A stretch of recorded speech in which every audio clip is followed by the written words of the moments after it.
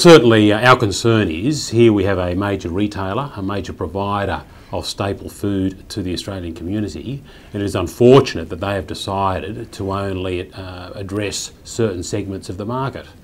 We do know that as an egg industry we are servicing a highly varied marketplace, and we want to make sure that that total market has access to a very affordable, very nutritious form of protein.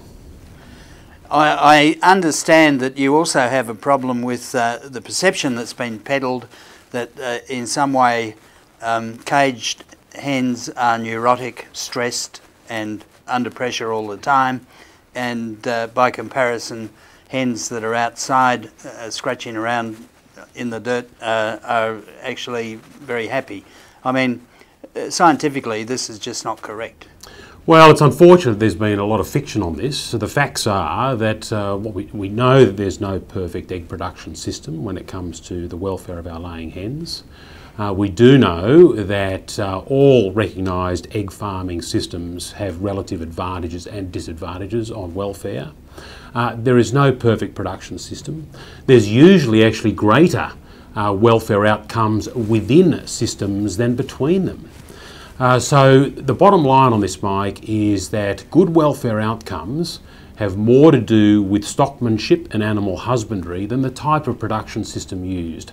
So it is a big misnomer for anyone to suggest that if we were to get rid of one production system, such as cages, that hen welfare would improve.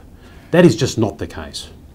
A pattern set by Tesco's in the UK, and that's to take what market research tells them is a consumer perception and then to play to that perception. So we had the allegedly hormone-free beef campaign that played to a wrong consumer, an incorrect consumer perception that all beef was pumped up with hormones artificially. Yeah, Mike, look, it's unfortunate because there's a couple of big differences between the UK and the Australian market.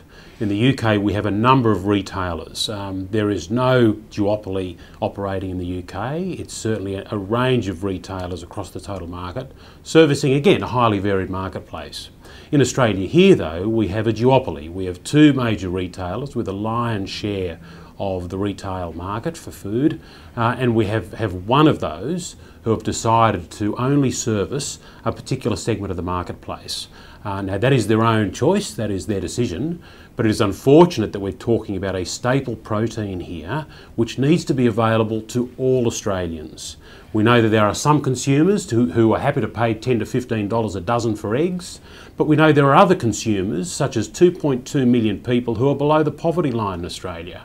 We have 3 in 4 families, according to Anglicare, who don't put enough food on the table, and they struggle.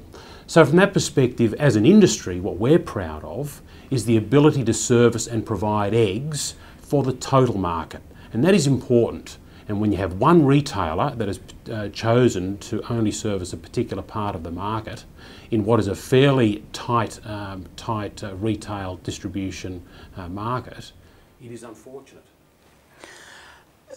Returning to free-range animals, I understand there are food safety concerns due to fecal droppings on the ground about free-range hens. So could you expand on that by comparison? What the food safety and animal welfare comparison between being in a paddock on the dirt and in a cage?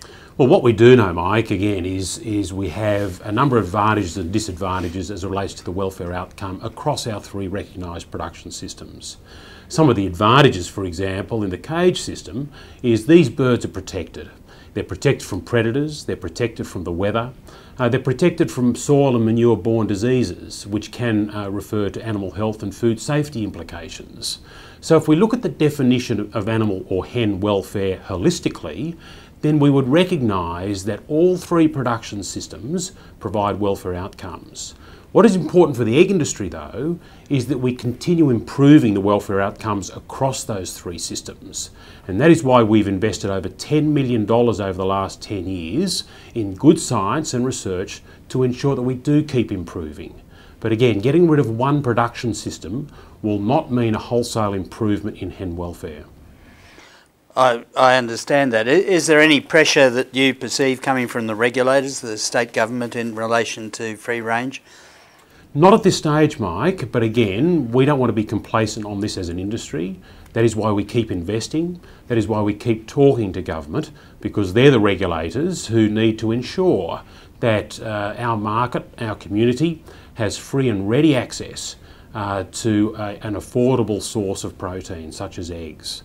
And eggs are such a staple product that we want to make sure that those eggs remain available to all Australians.